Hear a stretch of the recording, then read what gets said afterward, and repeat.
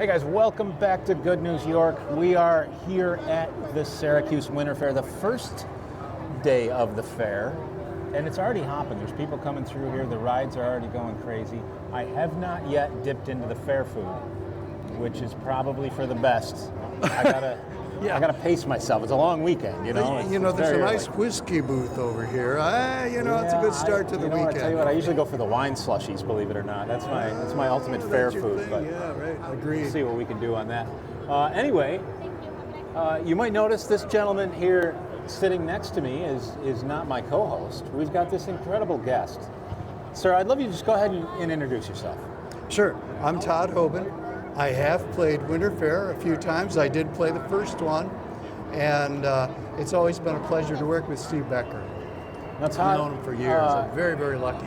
You were telling me a little bit beforehand that you are quite a performer. You've played with some incredible big names all over the world, right? Oh, indeed, yeah. I'm very lucky. I got to tour with a lot of wonderful people. I was on tour with the Kinks, the America tour, and the Beach Boys, all the early rockers. Some of the later ones, Oates, and big fan of the Allman Brothers, and I got to play with them. That's incredible. And I'm just very lucky. I've had a really long career. Lately, I've been writing film scores.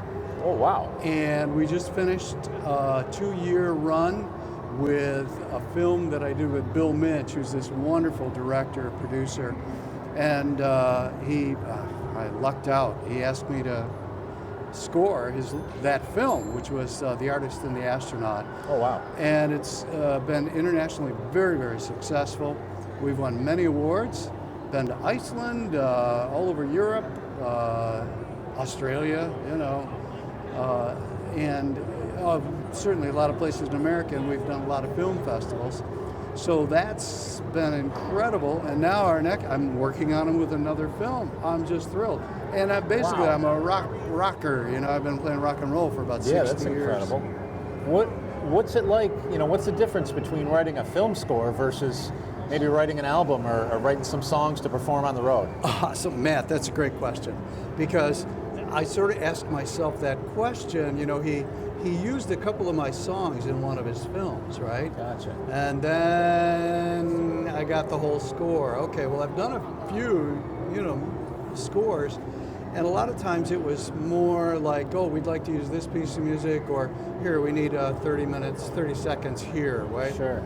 When you score a full film, you really have to, first of all, really know the film, start to finish. And then each individual scene, there's 75 different music drops, wow. Right? And each one is different because of this particular film, The Artist and the Astronaut. Very, very interesting film. And so for me as a musician, I've always been a musician, and I get a vibe about what is supposed to happen. This particular film takes place over the 60s, the 70s, the 80s, and the 90s, and right up to current times. So the music, when you're seeing on screen something, it's going to be even more challenging, right? Going from all those periods in one score. You got to match it up. You can't have a contemporary piece in 1964. Right. It just don't fly. So fortunately, I lived through all those times, so I got a pretty good idea. And so it's really kind of a challenge, but it's kind of a good challenge. It's a fun challenge. And I've got a really good team. My son, Brett Hobin, runs Hobin Studios, and we go in there and just crank it out. But I bring in incredible musicians to do the score and play the parts. That's great. It's kind of a fun thing to do. Yeah. And now Bill has got another film that we're filming, and he's asked me to come out and shoot it with him. Wow. So we are shooting. We got back from Mississippi, the Choctaw Nation, Oklahoma. Filmed an Irish band, and then we've been in Ireland. Oh, wow. Golly, we shot Mary Robinson, the that's incredible. President of the country, and I think we're going to Italy next. So it's been a really fun thing. I like doing film touring as opposed to rock and roll touring. When you're touring rock and roll, you get a night, and then you pack up and you drive. Yeah. And go to the next city. But this one is a little bit better, more comfortable. That's pretty incredible. Let me ask you, let me take you way back Sure. to when you started. There's lots of musicians, lots of incredibly talented folks, but they don't always get all these opportunities and these gigs that you're talking about here. How did you do that in the beginning? How did you go from an aspiring musician to, on tour with all these massive bands and everything that you've accomplished at this point? Yeah, I'm a college professor, so I teach Gotcha. 20-year-olds, 19-year-olds, and they always ask that question, how do we do this? We want to get to the next level. It's hard. Yeah. It was hard then, it's even harder now. So back then I was very lucky. I did get a degree in music. So those 4 years away from rock and roll, I was playing in a band. By the way, the band that I played with in college has some really famous people in the band. Oh, really? Yeah. And again, we weren't famous then. Sure. We were just College kids. college kids, like to play music. Yep. Gary Hodges, conductor in New York. Dave Maswick is playing with a real good country band now. And then, of course, Chuck Lorre is probably one of the most famous people in film and television, Yeah. for sure. Chuck Lorre. He and I were writing songs back in the Oh, wow. early 70s. He calls it was my learning curve on how to write comedies, The Big Bang Theory or That's whatever. funny. I know, it's crazy. So I was just lucky, right? But I think what sort of happened was having really great players around me. The people that I played with were unbelievably great. Doug Moncrief, unbelievable talent, right? I always had good management. And that's the other thing. There used to be some really good managers out there. Not so much anymore. Yeah. The big agencies. Yeah. And working for the big agencies, that's how I got the tours. Wow. It's hard to get in. It Sure. really is. It's hard business to break. Sure. What I should ask you, what instruments do you play, or have you played different parts of these different bands? Interesting. In college, I was a composition major. Part of the curriculum was, well, you better learn how to play every instrument if you're going to write for them. Yeah. So I do play all the instruments. Wow. Mainly guitar, mainly keyboards. Even my guitar students, I say, okay, we're going to sit down and learn how to play the piano. That's pretty neat, actually. It's got to. Important. It's important. You got to be an expert. You got to, and the other thing is you got to work at it. Right. It's like the guys that are still in the business, still doing it. We actually practice every day. Yeah. That's how you get to Carnegie Hall, right? Isn't that what they say? That's what they say. 100% true. Oh man, Todd, what else is going on? You're talking about. It sounds like you're going on tour. You're doing some more things, recording and things like that. But anything else that we should talk to people about that you got coming up, and they should be on the lookout for you here? I think I always try to have my hands in a lot of different things. One of my college buddies, a roommate, is a very famous composer. His name is Bob Christiansen. Wow. And I put him together with one of my other wonderfully famous, great buddies, Bruce Coville, who's the great author. And the three of us are writing a new rock opera. Oh, wow. And I think that's what Steve was talking about.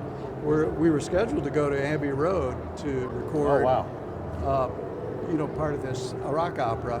We're still going to be doing that, assuming the exchange rate doesn't get any worse than it is. Sure. But I love working with Bob Christiansen. I love working with Bruce Coville, and we're writing, and Bruce and I are writing some new songs.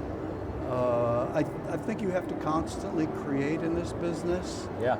It's a passion. Sure. You can't do anything else but create. And that's a project that I think has been really wonderful. And here we are. We're sitting in Central New York, right? Yeah. Bob is New York City Central, as my career mostly has been New York City. But I live in upstate New York, not far from here, where we are right now.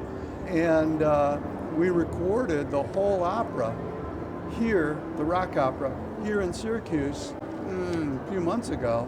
Wow. I used all local artists, and they were spectacular. Oh, wow, that's awesome. As good as you can get. And frankly, here we are sitting at Winter Fair, and some of the artists that are going to be playing here. Sidney Irving is going to be here tomorrow. Oh, wow. Up and coming. Remember that name? She's going to be huge.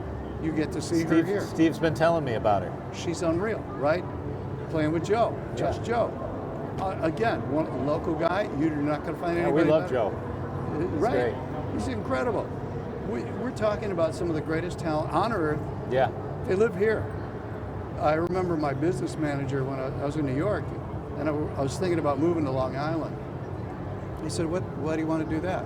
So I can be closer to the office. He says, how long does it take to get into the office from central New York? I'd take the train, about 3.5, 4 hours. He says, how long do you think you're going to be parked on Long Island Expressway getting in, right? It's a great place to live. We're centrally located. I do shows, I might be in Toronto. One of my keyboard player, Letizia, is from Toronto. And, we can play in Cleveland, Pittsburgh. You can get there pretty quickly. Yeah. We're in the center of the world, man. That's what I've always thought. So it's great to hear I'm not the only one. You're not. No, this is great. Todd, this has been awesome. I would love to talk to you more and more, and especially as these other things happen. So sure, I'd love you to come check us out. We're a podcast that talks exclusively about good things. So that's awesome. And we're based here right in Syracuse. Love it. It's a daily show, so we got no shortage of time to talk. So beautiful. I'd love to have you back. Awesome. And I feel like we could talk forever. Our co-host, Mike, who is not here, he'll be in tomorrow. He is a musician, and he will. I don't know. Maybe it's better that Mike's not here, because you would never be able to leave until 4 a.m. But Todd, this has been great. Thank you so much for joining us on the show, and come back anytime. I certainly would love to. Thank you, sir. Thanks.